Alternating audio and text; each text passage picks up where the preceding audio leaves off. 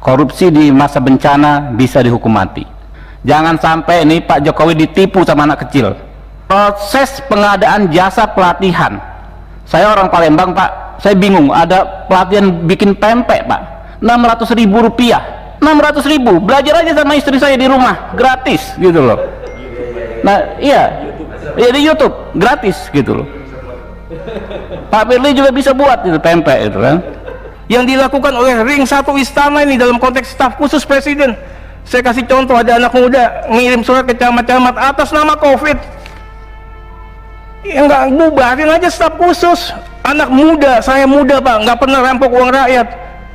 Ini anak baru umur 20-an tahun ngerampok uang rakyat triliunan. Malu kita jadi anak muda. Kita minta tolong ketua mainkan ini untuk proyek kartu prakerja senilai 5,6 triliun. Cukup dengan mundur Pak. Ini korupsi. Salah satu vendor ruang guru itu staf khusus presiden. Alamat pemilik sahamnya, beneficial ownernya ada di Singapura, ada di Amerika. Mau Korupsi begini di masa bencana bisa dihukum mati. Soal kartu prakerja tadi kurang detail ya. Sebenarnya ide Pak Jokowi sangat baik dan saya tahu itu kalau dilaksanakan dengan baik akan sangat bagus, tapi pelaksanaannya sangat mengkhawatirkan. Jangan sampai ini Pak Jokowi ditipu sama anak kecil.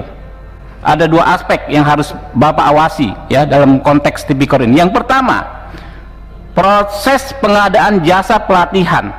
Saya orang Palembang Pak, saya bingung, ada pelatihan bikin pempek Pak, 600.000 rupiah. Itu kan ada e-katalog. Kalau misalnya Bapak usut pengadaan traktor, Bapak bisa usut ya kan harga di toko A, toko B dan spesifikasi yang sama. Pempek ya gitu-gitu aja Pak.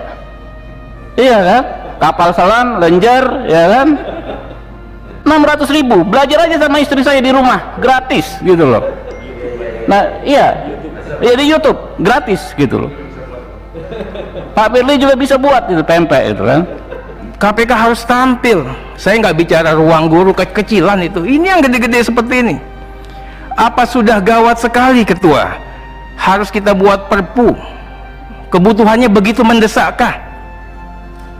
Apa gunanya menteri, pejabat negara kalau begitu? Di saat keadaan genting lepas tangan pada ketakutan, nggak mau minta tolong, minta imunitas.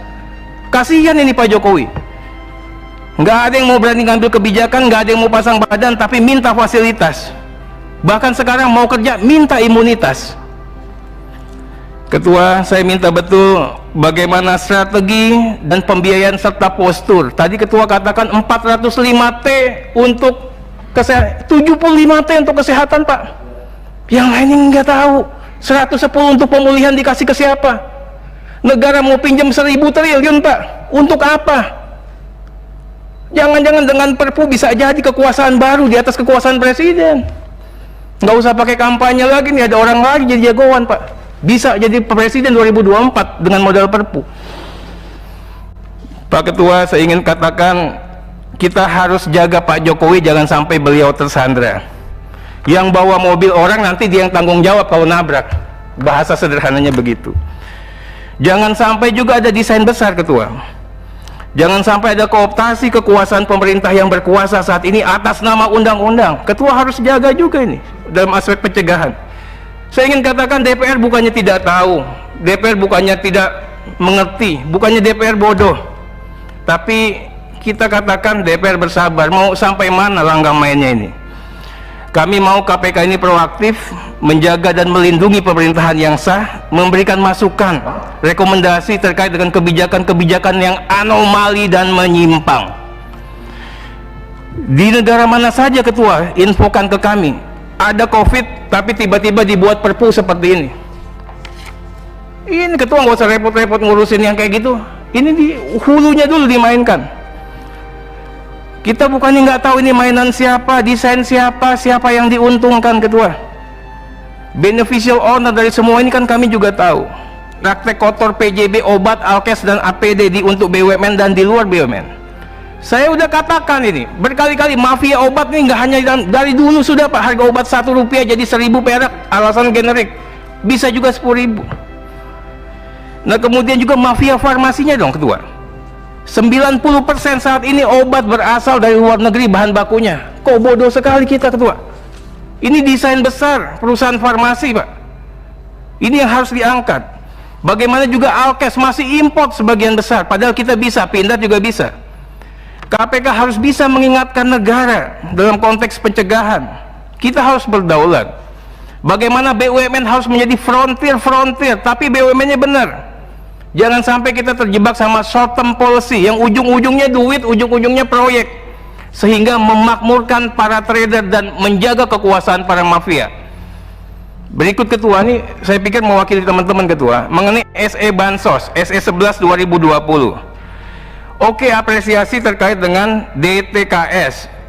Fair value-nya dilakukan Kemensos basis data Dukcapil. Tapi Ketua, yang ingin disampaikan, saat ini kayak di Jakarta, itu kalau basisnya Dukcapil, itu hanya warga Jakarta. Orang Jakarta ini 70% orang luar yang tidak ber-KTP, dan sekarang potensi rentan miskin.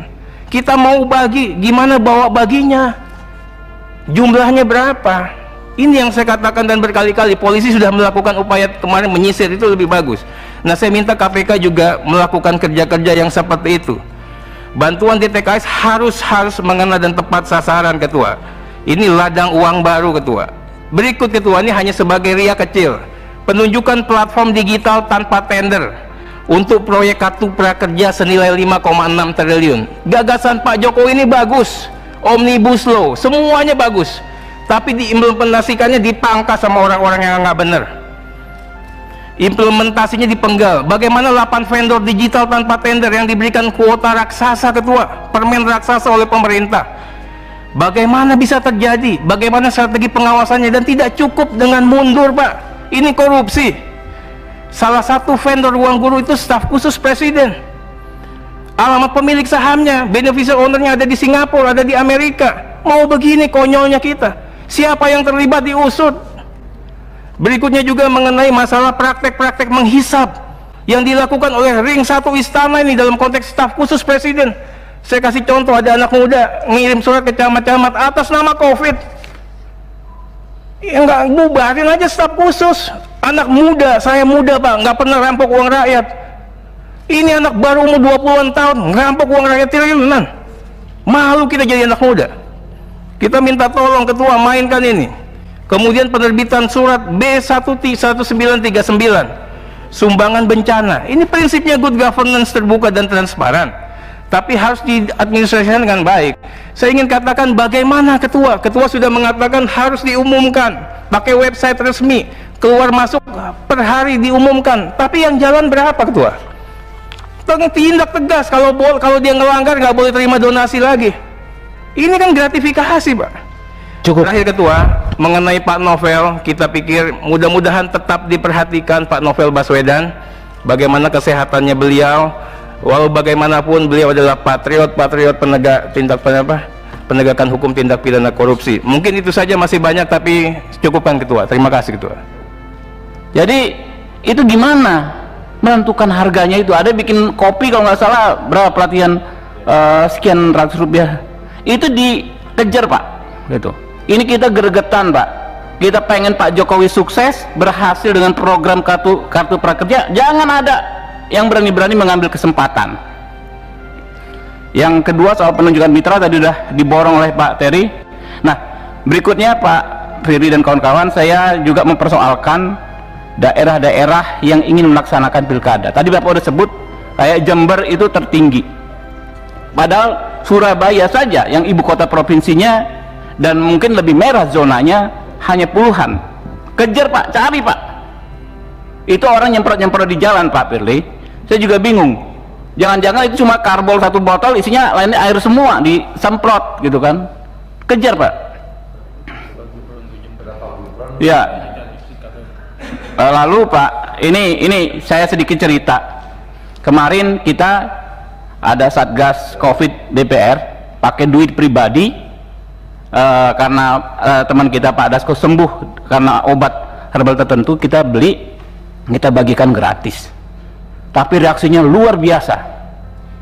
Saya pikir ini normal, tetapi ketika saya analisa, saya khawatir nih ada orang-orang yang takut kehilangan lapak. Jadi tidak semua orang memandang kasus COVID ini dari sentimen kemanusiaan saja. Banyak yang memandang ini sebagai bisnis, ajang mengambil keuntungan, dan takutnya bersifat koruptif karena di suasana yang pandemik begini. Nah, disitulah kita berharap pada KPK.